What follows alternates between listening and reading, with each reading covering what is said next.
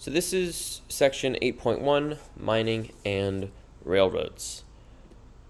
Vocab for this section is load, transcontinental railroad, subsidy, and rebates. So we've talked about mining before. Up to this point, we've talked about the California Gold Rush. A number of miners are going to enter California in 1849, hence the nickname 49ers, and we are going to see the population of our state explode. But gold and other precious metals are not only found in California. By 1859, we also find gold and silver in Nevada. This is why California is known as the Golden State, hence Golden State Warriors. Nevada is known as the Silver State because a number of gold and silver mines are found and discovered and completely mined during the 1850s and 60s, starting with the Comstock lode, Henry Comstock's land in 1859. We're also going to find gold and silver and a number of other precious metals in Montana, Idaho, Colorado, South Dakota, and Alaska. So one of the side effects of finding all this gold and silver, like we saw in California, is a whole bunch of people start moving to these regions. And this is where we get into a new type of town. This is where we're really entering the Wild West. This is the time period of the Wild West. So if you've ever seen a cowboy movie or played Red Dead Redemption or watched Westworld, a lot of this is going to sound very familiar. We start to see boom towns. They're called boom towns because the population of them explodes. Boom, there's a town. These towns initially start as tent cities, like in this top photo, but eventually we are going to see what we are familiar with if you've seen a Hollywood movie or, like I said, played any Western game or seen a Western TV show. When you think about a Wild West town, when there's a duel going on in the middle of the streets and it's dusty and there's wooden buildings on either side, that's what we're going to think of, or that's what we're going to see with these boom towns. Traders and merchants are going to set up these wood frame houses, hotels, restaurants, and stores to support the mining industry around this area. You'd have a saloon where after work a number of the miners would go for a drink. You would have general stores where miners could buy food and clothing and mining supplies. Think of it like a Target plus a Costco plus a Home Depot plus a Pavilions and a Trader Joe's all wrapped up in one. That would be your general store. Most of the people in these boom towns, just like in California, are going to be men. Now, that doesn't mean that women are not there at all. There are women in these areas. And a number of them are going to be making a living running a boarding house, which is kind of like a long-term rental. Think of it like a hotel, but you're there for weeks or months instead of just days. They're going to run laundries, which do, shockingly, laundry. And they're also going to make some home-cooked meals. Because if you think about it, we're in the 1850s, 1860s still, and most men aren't really doing a lot of what we would consider housework. Women are doing the laundry. Women are taking care of the kids. Women are cooking the meals. So a number of these men that are moving out west, they've never done this before. I like to think of them as like college freshmen. When you guys go to college, you'll notice a lot of the 18, 19, 20-year-olds there have no idea what they're doing when it comes to living on their own. None of them have done laundry before. Very few have, done their own cooking before. This is the same situation in the 1860s.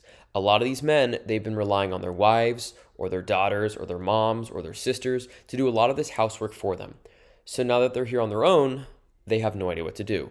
So because of this, a lot of women are going to be able to make a really good living out here, basically being the wife or being the mother or being the sister and doing all the house goods and house chores that the men don't know how to do on their own.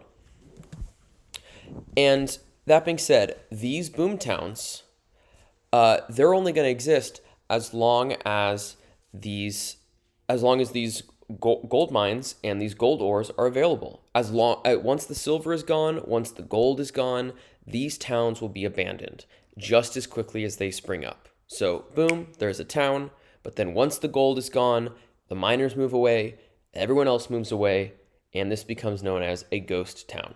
No one lives there, it's abandoned. A number of these still exist out west. Most of the boom towns, like 90% plus of this time period, end up being abandoned and becoming ghost towns.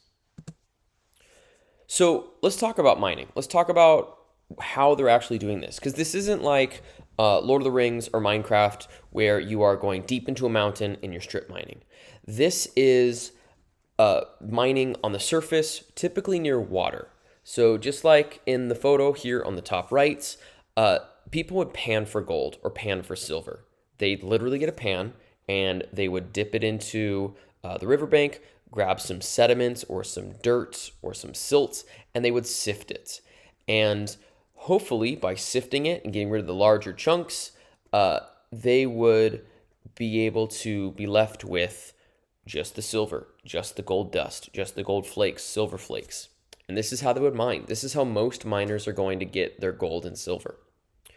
And this was a lot of work. It was not fun. It was not easy. It would definitely hurt your back and give you back problems. And at the same time, they're also going to use a lot of chemicals and a lot of other, technology near the river. Now, the downside of that is when you get these chemicals into the river, you end up with water pollution. And what's the downside of water pollution? Well, now you've poisoned your drinking supply, or the water you're cleaning your clothes with, or the water you are washing your body with. If they don't have showers back then, but they are going to wash in tubs, and they need to get the water from somewhere. And a lot of this water pollution is not going to be great for, health in terms of, the water we ingest, we drink to hydrate ourselves, but also the water that's used for crops, for feeding animals, and for obviously washing clothes and people. So that's one downside of this whole mining boom. Another downside, something we've talked about over and over again, and we will continue to talk about, is American Indians are going to be forced off the land.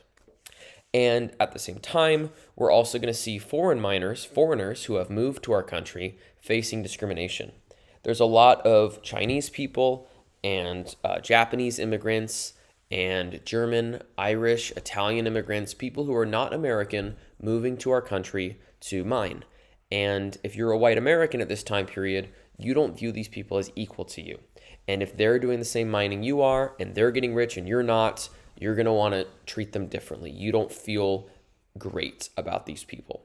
So unfortunately, if you're not a white American, you're not going to be treated the same. You're not going to be given the same opportunities when mining. And like we talked about yesterday, few miners are going to make it rich. Most of the profit is going to be made by large companies, people who set up in these boom towns, general store owners, the companies that the companies that own the land that are renting it to the miners who are actually panning for gold. Those people are the ones making it rich, not the people actually out doing the mining, for the most part. So another side effect of the mining kind of situation is everyone's moving out to the West, and we haven't exactly set up a government for these boom towns because they are appearing so quickly. They're appearing faster than the US government can organize and set up a government in these territories. And because of this, there's not really a law enforcement. There's not really a sheriff or a police station or police force to make sure people are following the law. So instead, we have groups of vigilantes. Now, what is a vigilante? Well, the textbook example I think of is Batman. Batman's a vigilante. What he does is he beats up criminals and he stops crime and he does all that, fun superhero stuff, but he's not law enforcement. He's not a police officer. He hasn't been given authority by the government to do this. He's acting on his own. That's what a vigilante is, someone who enforces the law without actually being law enforcement. Now, this can be really good sometimes. Vigilantes can help keep the peace. They'll track down, they'll punish outlaws. Awesome. But sometimes they'll go a little bit too far. They might punish these outlaws without trial. And in the Wild West, usually that means these outlaws are put to death. Which, if you're, a murderer, maybe that's not the worst thing in the world. But if all you did was steal a horse or rob a bank, the death penalty is probably overkill. That's probably too harsh a punishment. And sometimes, as well, you might not even be the thief. You might have accidentally bought a stolen horse from somebody. And if the vigilante finds you with the stolen horse, they might assume that you stole it. And if you don't have a trial, then you're going to find the punishment even though you technically you're going to receive the punishment even though you technically didn't do anything wrong. You unknowingly bought stolen goods. That doesn't seem like a fair situation. Additionally, some vigilantes are also going to completely take over towns and basically run them like a dictatorship. They're going to be the sole authority in this town. They're going to take over this town. So overall, not a great situation. And the US government realizes this, which is why they start organizing the territories during this time period. Starting in 1861, Colorado, Dakota, and Nevada become organized territories. 63, Idaho and Arizona. 64, Montana. And if you take a look at the map on the top right, you'll notice that these territories start to resemble modern-day U.S. states. A couple things will change. Nevada and Arizona will, tweak their borders a little bit. The Dakota Territory eventually becomes North and South Dakota and Wyoming. And something you'll notice about the map is there's this whole green bit right here. In the 1860s, we're in the middle of the Civil War, which means that all these green states are in rebellion. These kind of dark red, pinkish states are the states claimed by both the Confederacy and the Union. And obviously, the pink states are Union states, and the brown areas are territories. So we are in the middle of the Civil War, and that's a topic that we will talk about on another day when we get to Unit 5 and Unit 6.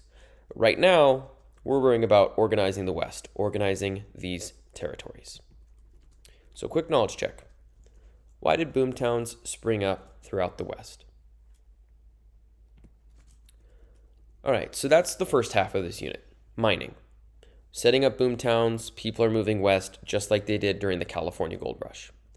And one of the things that's helping facilitate this movement west are the railroads. And before we talk about railroads, I want to give a little bit of a quick background. If you look at the size of our country, you'll notice it's massive. If you ever look at a world map, you'll notice we are the third or fourth largest country in the world by landmass. If you look at us compared to Europe, the United States is about twice the size of Europe. There's about 30-something countries in Europe. Many of them are the size of our smaller eastern states. One of the big things that we really have as a disadvantage when our country is brand new is our size.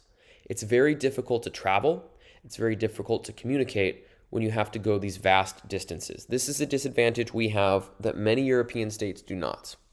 However, there's one big advantage. There's one big invention that turns this disadvantage to an advantage, and that is railroads or trains.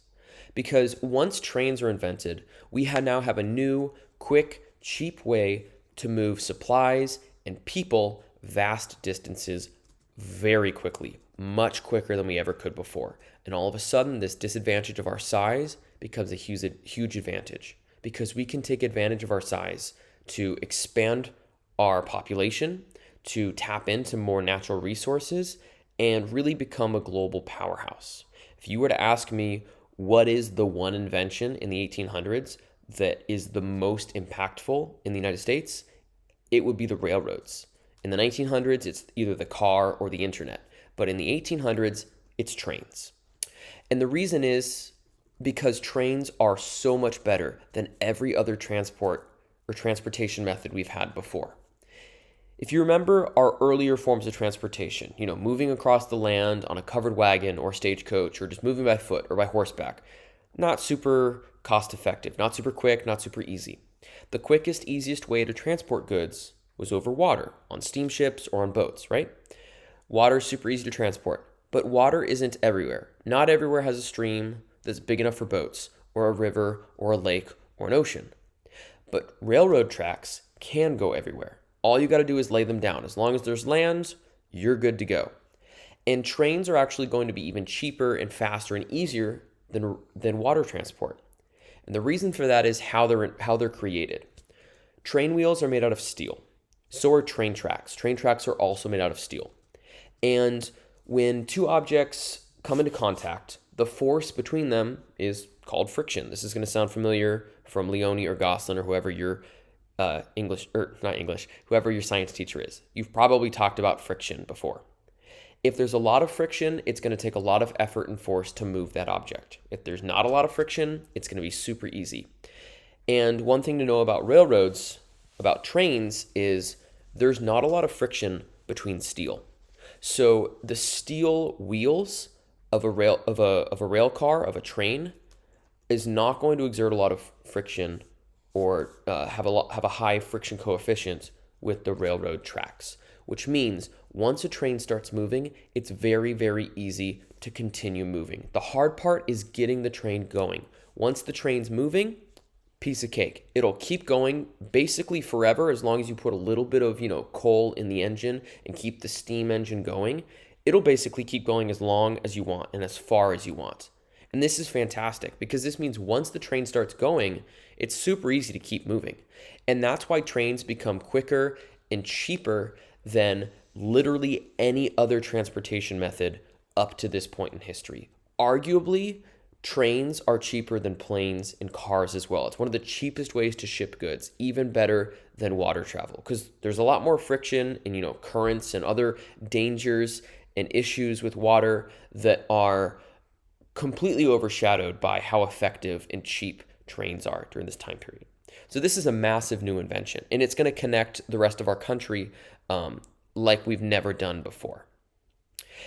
And we really start setting these up in the East Coast at first, but eventually we want to extend our train routes west. So by 1863, we start connecting the East and the West through the Transcontinental Railroad. The prefix trans means across, continental means continent, so this is a railroad across the continents. The Union Pacific Railroad, this red side of the Transcontinental Railroad, they're going to start from Omaha, Nebraska, and they're going to move west. And that was the Union Pacific Railroad. The Central Pacific Railroad is going to start in Sacramento and move east. And they eventually will meet in Utah, near Ogden in Salt Lake City, in a place called Promontory. And these railroads are, once they're set up, they're good to go. They're going to be a great cost-saving measure, super profitable. But the most expensive part about setting up a railroad is laying the tracks. And if you're a railroad company, your number one goal is profit, is making money. You don't really want to lay down a ton of tracks for a line that isn't going to see a lot of use and isn't going to be super profitable. So the government's going to step in. The US government is going to provide what's called a subsidy to these railroad companies. Now, a government subsidy is when the US government or any government steps in to help out a company so that they can make something that's going to benefit everyone. I'll give you a couple modern examples. For example, if you're a farmer, your number one goal is obviously to make money. How are you going to make money? Well, you're going to grow the most expensive crops. And both in the 1860s and today, the crop that's going to make you the most money is cotton. I'm just going to throw out some numbers. I don't know how much cotton actually costs, but let's say cotton costs $100 a bushel. It's a pretty good amount. And so if you're growing all cotton, every bushel you sell is $100. Another option you have is you could grow food, like corn, for example. Corn is going to go for a much lower amount. Let's say $5 a bushel. Now, if you're a farmer and you want to make money, you're obviously going to grow cotton over corn. You're going to make way more money doing that. But if every farmer grows cotton and nobody's growing corn, all of a sudden we have no food. And if every farmer does this, we see a huge issue across our economy, right? Like people are not going to have the food they need. Cotton prices are going to drop. It's overall not great for the economy. It's not great for us because, we could face a famine. So the US government will step in and they'll provide a subsidy to farmers. They will say, if I'm a farmer, they'll come to me and they'll say, hey, if you grow cotton, we're not going to give you any extra money and you'll sell it at $100 a bushel. But if you grow corn at $5 a bushel, we will give you $100. So if I take that deal, I end up making $105 a bushel on corn. And all of a sudden, corn is more profitable than cotton. So I'm going to grow some more corn.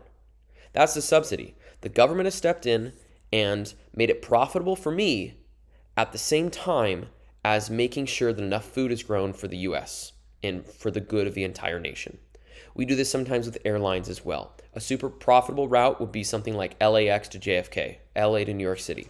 Everyone's flying that route. That plane is probably always full. But if I'm going into the middle of nowhere, if I'm going to Duluth, Minnesota, there's probably not going to be a full flight every single time. But people still need to fly there.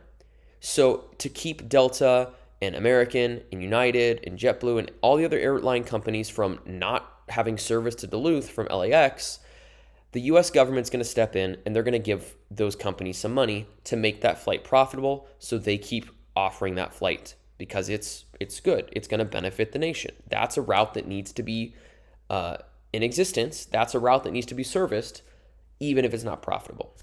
So that's a government subsidy. And that's what the US government does with the Union Pacific and Central Pacific railroads. Except they're not paying them. They're giving them land.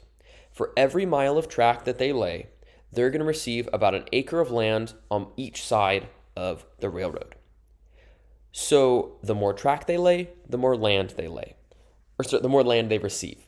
And they can sell this land. They can farm this land. They can hang on to the land, develop it, and then sell it later. They can start their own towns. They can do train stations. This is their land. They can do whatever they want with this. And this becomes prime real estate because it's right next door to the railroad, which means it's got easy access to the rest of the United States. So the Union Pacific Railroad and the Central Pacific Railroad are obviously going to take up the U.S. government on this deal. This is great for them. They're going to make so much money. And they end up receiving together about 45 million acres of land while they're building this railroad. And it takes them about 6 years, but eventually they do finish the railroad. But before we talk about that, let's talk about who's actually building this railroad. The people building this railroad are not going to be paid very well. And it's going to cost, and it's going to be very difficult work. You guys just watched the video on John Henry and his experience on the railroad. And you saw how backbreaking this work is, how difficult this is. We're not in the age of machines just yet. Most of the people on the railroad are building this with their bare hands. They're swinging hammers, they're driving iron and steel spikes into the ground, into these railroad ties, and laying this track by hand. This is very difficult. It does not pay well. It'd be like the modern equivalent of working 18 hours a day for like $5. It's not worth it for most people. So why would you take this job? Why would you subject yourself to this? Well, the people who are doing this really have no other choice. These are immigrants. These are very poor immigrants coming from other countries who don't have a lot of education. They don't have very good English skills, and they don't have the qualifications they need to get a higher paying or better paying job. Unfortunately, this is something that still happens to this day. If you come to the United States today and you don't speak English, or you don't have an education, or you don't have the skills needed to do like a higher paying job, you're kind of going to get stuck with whatever's offered to you. And at this time period, working on the railroad is the best option they have. It doesn't pay well, but it pays better than any other thing they have available to them. And the main two groups that are working on these railroads are Chinese immigrants and Irish immigrants. And that's because these are two of the poorest immigrant groups that are moving to the U.S. The Central Pacific, the railroad company based on the West Coast in California, they're going to hire Chinese immigrants because most of the immigrants coming to California are Chinese. Why are so many Chinese people coming to California? Well, the main reason is just China's an enormous country. So of course they're going to send the most people because they are the largest country in that region. But also most of the poor immigrants who don't have a lot of education, don't have a lot of money, are the Chinese at this time period. And on the other side, the Union Pacific Railroad, they're going to hire Irishmen. There's a thing going on in Ireland called the potato famine that you'll go into more detail on when we start Unit 5, when we talk about immigration in more detail.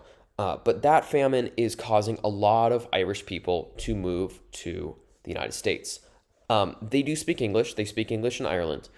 But they don't have the same education level or the skills or the money to really have any true successful options or tons of options in the United States. So because of this, they're also going to be working on the railroad for the Union Pacific Railroad. And the kind of work they do is incredibly dangerous because they don't have modern tools. And they have to do a lot of really insane things to get this railroad going, one of which is modifying the landscape. When the Union Pacific Railroad gets to the Rocky Mountains, they can't exactly go over them because they're too steep. And like we talked about, there's not a lot of friction between railroad cars and the rails themselves, between trains and the rails they're on. So if the track gets too deep or too steep, they're just going to slide right back down the tracks. So if they can't go over or around the Rocky Mountains, they're going to have to go through them. They're going to have to carve a path through the Rocky Mountains. And they don't have drills back then. Not in the modern sense. So the number one tool they're going to use is dynamite. Dynamite is an explosive. It's made using gunpowder and niter, two very explosive, unstable materials. And this is going to be very, very dangerous work.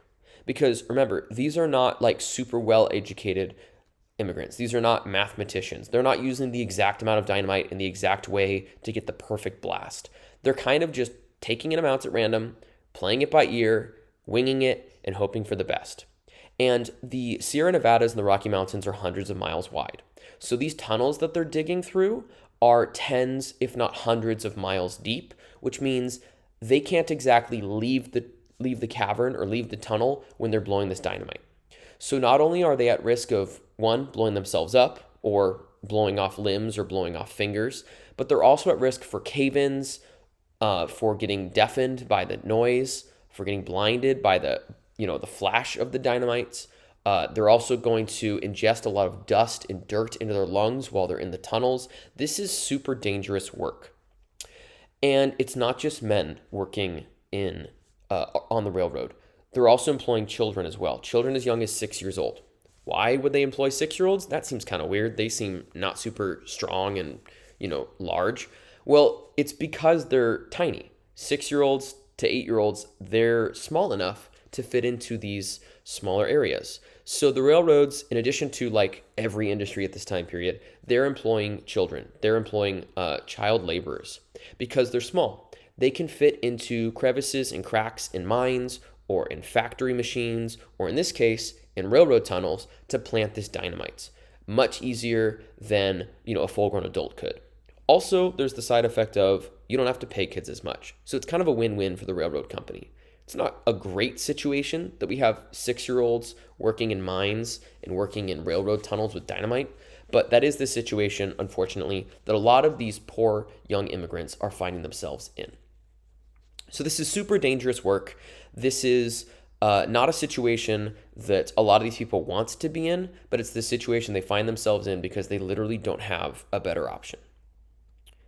And this whole railroad process goes on for about 6 years. And by May of 1869, the two railroads, the Union Pacific and the Central Pacific, are going to meet in Promontory, Utah. And they're going to have this big celebration. We're going to have this big ceremony. You can see a picture of it down here. We are now in the era of photography. So some of these slides are going to have actual pictures from the time period. In this picture, you can see the two trains from the two different companies at the meeting of the tracks. They're having a big celebration. You can see the workers. And right in the middle, you have the two presidents of the railroad companies meeting, shaking hands, and celebrating. This guy up here in the top right, his name is Leland Stanford. He's the president of the Central Pacific Railroad, and he is going to drive in the final spike, a solid gold spike, into this railroad. And that's the completion of the Transcontinental Railroad. And we have completed our first link from the West Coast to the East Railroad system. Now, a quick aside before I talk about, more railroads in the future. Leland Stanford, you might know him from Stanford University. He and his wife are the two founders of Leland Stanford Jr. University, named after his son.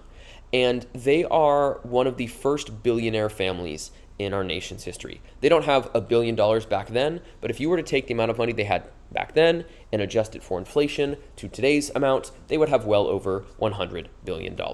People like the Stanford family, the Vanderbilts, the Rockefellers, the Carnegies, basically if it's an old family name and they have a building in New York City, they're going to be part of this new group of billionaires who are essentially running the country through their railroad companies or their oil companies starting at this period. And part of the reason for that is because of this new technology, the railroads. And these people happen to be in charge of the railroads or associated with them at this time period. So we've built our first railroad, and this is what the map of the U.S. railroad system looks like in 1870. As you'll notice, we do have a ton of railroads in the East, especially in the Northeast and the Midwest. But we have finally also completed our first connection to San Francisco and Sacramento, the Transcontinental Railroad. Because we have now connected these railroads, things are easier to transport. People can now more quickly move from the East Coast to the West Coast. The Oregon Trail, which was a 3-month, very dangerous, very expensive journey, is now a very cheap 2-week train ride. It's fantastic. Now we can move people west faster than ever before, cheaper than ever before, and more safely than ever before. You guys played the Oregon Trail game. You know how dangerous that trip was.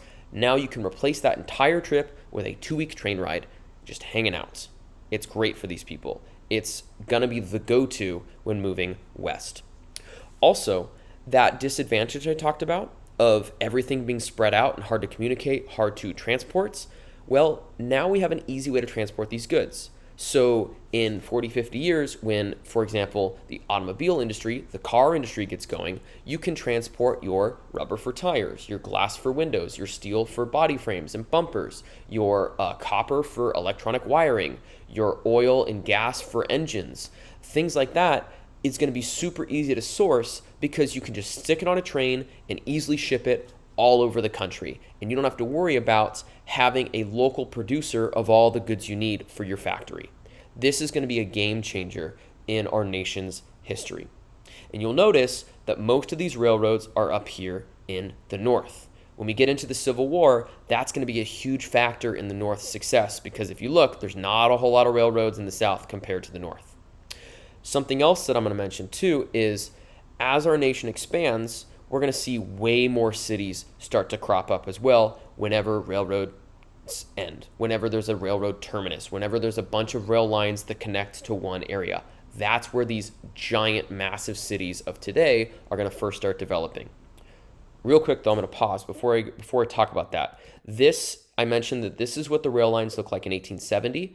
20 years later, by 1890, this is what the map looks like. The red was what you saw on the other map. The green are all the additions built between 1870 and 1890. So we're going to massively increase the amount of rail lines, the amount of railroads that are available in the United States during this time period. And like I said, a ton of new cities are going to crop up. The main city that's going to develop during this time period, that's Chicago. Chicago is right here on the banks of Lake Michigan, but it's also a central hub for all the rail lines in what is today the Midwest. This is the reason why Chicago is the third largest city in the United States today. But Chicago is not the only major city that's going to develop at this time period. San Francisco, Seattle, Portland, Tucson, Dallas, Kansas City, Omaha, Minneapolis, Memphis, Nashville, Louisville, Cincinnati, Richmond, Pittsburgh, all these giant cities that either were very small before or just straight up didn't exist are all of a sudden going to develop because a railroad goes through their city or ends at their city. And everyone's taking the railroad west, so all these cities' populations are going to massively spike. Now, while these cities are rising in population, we also see the emergence of new states. We have all these territories out west, and as more and more people move west, the population is going to expand, and these territories are going to start applying for statehood. By 1864, Nevada becomes a state. By 76, Colorado. By 89, the Dakotas, Montana, and Washington. And by 1890, Wyoming and Idaho. And if you remember from the other lecture notes, 1896, Utah becomes a state as well. So by 1896, we now have 45 states out of our 50. The only states in this section of the country that are still territories are Arizona, New Mexico, and Oklahoma. You'll also notice the Indian Territory is the other half of Oklahoma. That's something we'll go over in 8.3, why it's now Oklahoma instead of Oklahoma and Indian Territory. And obviously, the last two that we don't have on here are Alaska and Hawaii. During this time period, Alaska is part of the U.S. We purchased it from the Russians in 1867, but it's going to stay a territory until about 1959. Hawaii is not yet part of the United States. It will not join us until 1900, and it will not become a state either until 1959. Both of Alaska and Hawaii are added very quickly in the 10 or so years after World War II. So we have this massive new revolutionary technology, the railroad. It's going to make travel easier. It's going to connect our country like never before, and it's going to turn that disadvantage of our nation being enormous to the advantage of our nation's enormous. We have tons of land for people. We have tons of land for farming. We're one of the largest exporters of food in the world. We have tons of natural resources, and we can finally tap into this because we have a quick, easy, efficient way to transport all these goods and all these people. And that's going to lead us to our final knowledge check for this section. Why were immigrants the ones brought in to help build these railroads? And how did these railroads help business?